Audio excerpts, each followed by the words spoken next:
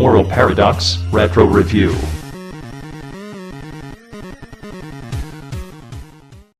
Back when I was a kid, my parents would always ask me what I wanted to do when I grew up, and apparently playing video games wasn't a very good answer. I think they probably wanted me to be a doctor or a fireman or something. Well, today's the day I'm gonna make you proud, Mom and Dad, because today I'm gonna become a surgeon.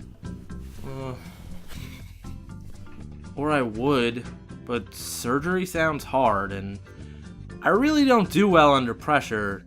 So, I know. I'll play a video game about being a surgeon. We gotta meet in the middle somewhere, right? But what kind of games with doctors in it can I play?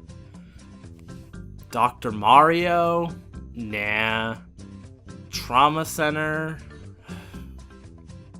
I know! Rex Ronan, Experimental Surgeon. With a name like Rex Ronan, I have a hard time believing that this is not going to be the most badass game ever made.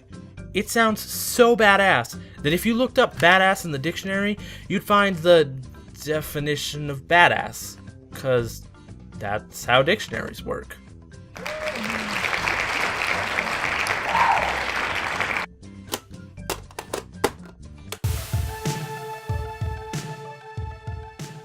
The story starts with us being introduced to Jake Westboro, a cigarette salesman working for the Blackburn Tobacco Company.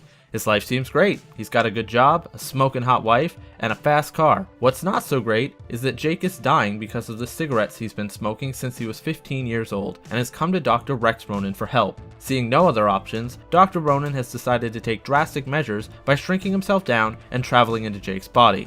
Seriously? That's the plot? What is this? The Magic School Bus? That one episode of the Rugrats where Chucky swallows a watermelon seed? The 1966 science fiction film Fantastic Voyage? Thanks, Wikipedia. Man, the cigarette company that poor Jake here works for has some amazing health insurance. I'm pretty sure that if my doctor came up to me and was like, "The only thing I can do to save your life is for me to shrink myself down, crawl into your body, and fight the disease myself in hand-to-hand combat," I would probably seek a second opinion. But that's just me. Meanwhile, our bad guy, the Blackburn Tobacco Company, is worried that Jake may spill the beans on how dangerous smoking really is. Because nobody knows that. So obviously the best option for them is to implant deadly microbots in Jake's body. Seriously? Filling a guy full of robots sounds like the least cost-effective way to kill a person. Why couldn't they, I don't know, drive up in a van, pick him up, make sure his family never sees him again? Would that be too evil? Remember when I said that Rex Ronan was a badass? Yeah, I take that back. Badasses do not wear purple jumpsuits. Is that Rex in the corner? It looks like he's wearing blue there, and if I remember correctly, he was wearing blue in the intro, so why is he wearing purple down here? Maybe he shrunk someone else down and put his face up there so he could take the credit for it. Whatever. Obviously you start at the most important place if someone is quickly dying. In the mouth, scraping tar off their teeth. You know, instead of going to the lungs or heart and saving his life, let's spend time playing dentist. It's not like that text at the beginning told me to be quick or anything. So, you scrape off teeth, fight some robots, lather, rinse, repeat. Eventually, you'll find your first one of these. This is what the game calls smart bombs. The joke is that they give you a fact, and you have to guess if it's true or false. Alright, it's time for the first trivia question. Smoking makes your breath smell great. True or false? I need to do some research on this one.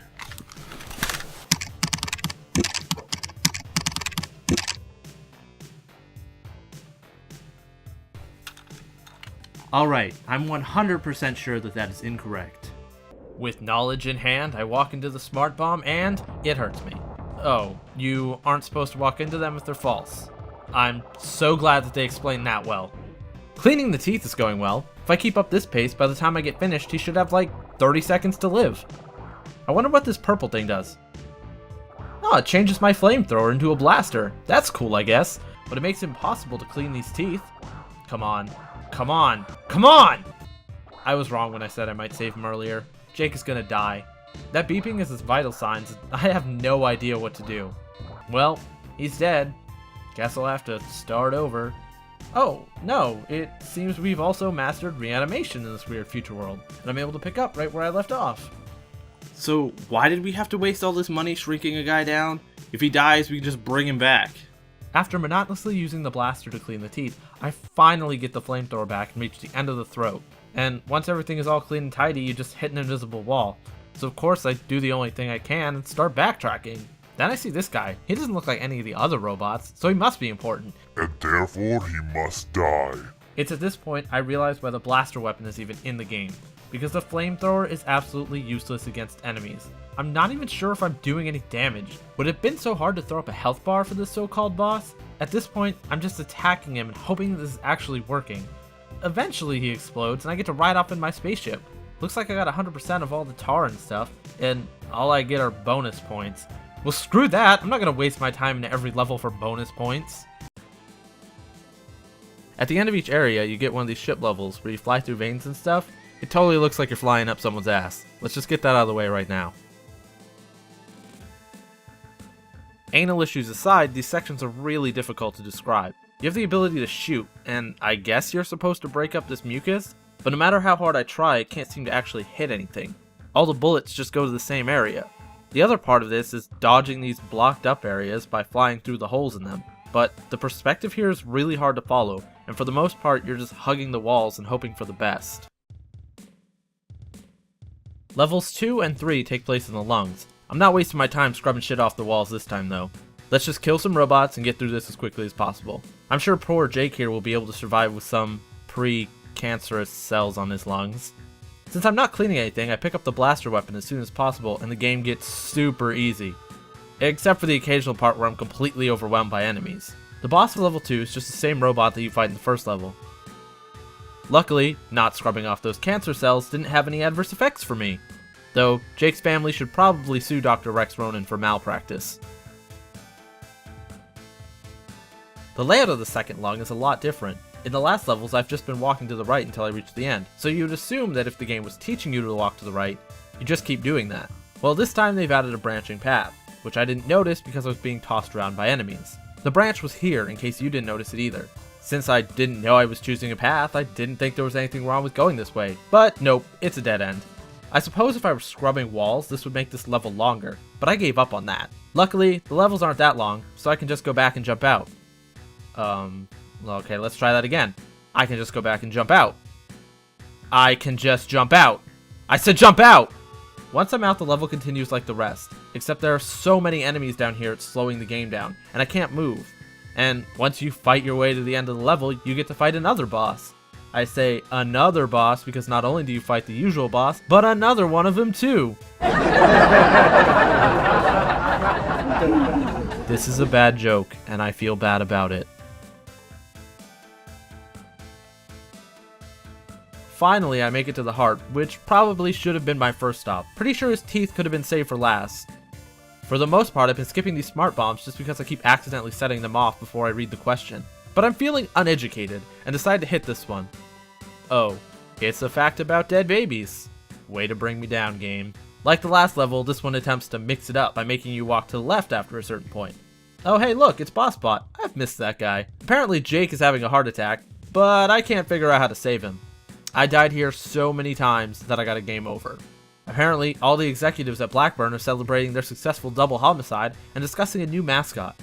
So I did the only thing I could. Shut the game off because I don't feel like playing anymore. Alright, I'll try something else. Let's Google this thing. Oh, I see. I actually have to scrub that section, and if it creates a full wall, Jake dies. So, back to the game. Got the flamethrower, destroyed the clock, beat the boss, on to the final level. The final level is the brain. This glowing stuff, that's apparently what nicotine addiction looks like. Who knew that smoking cigarettes not only lets you have tiny robots inside of you, but they also create a rave inside your brain. Now you know an educational game is doing it right when it teaches you that smoking looks awesome. So let's light them up, ladies and gentlemen. Disclaimer, if you decide to start smoking after some loser on the internet told you that it was a good idea, Moral Paradox will not accept responsibility for your actions. Smoking is addictive and dangerous to your health. This disclaimer has been sponsored by the Blackburn Tobacco Company. This is by far the longest level, and just like the last two, it tries to mix it up yet again by making you go down, right, left, everywhere. The brain is a fucking maze. Luckily there aren't any real dead ends in this one. As long as I keep walking until I hit a wall, I'll always know where to go. Eventually you stumble upon a whole bunch of power-ups, and making sure to pick up the flamethrower. A little birdie told me that I was gonna need it. Now I take on the Final nicotine addiction. Well, I guess it would be the final if I actually took care of any of the stuff before it, but whatever. I quickly take out the addiction, run back, pick up the blaster, and take out our good friends the boss bots, then fly my ship out of his ear? Now, I'm not a real doctor, but I did see a kid stick an eraser in his ear once. And I don't think that ears work that way. But I finally did it. I saved Jake's life. Well, not really. I mean, I did leave a lot of cancer on his lungs, and there was quite a bit of nicotine addiction still left in his brain, so he'll probably take up smoking again at some point and shorten his already tiny lifespan. The game ends and we are rewarded with these lovely newspapers telling us that Jake and Rex are heroes. And in other news, hundreds of thousands of people are now out of work and homeless as the Blackburn Tobacco Company closes down. When you put it that way, I don't really feel like Rex Ronan is the good guy here. Yeah, he saved that one guy, but think about all the families that are going to go hungry and lose their homes because they don't have jobs anymore. It's kind of depressing. As for the game, it's not the worst game on the planet. It's playable, but I'm not sure why you'd want to. There are plenty of other educational games out there that offer a fun or charming experience, but this one just scrapes the bottom of the barrel. That on top of its super preachy message, frustrating gameplay mechanics, the fact that it can be completed in less than an hour and offers no replayability, just makes the game boring. That's the bottom line here. It's boring. Boring. Boring. I'm sorry, Rex Ronan. I didn't mean to make you sad. I'm sure someone out there wants to play you.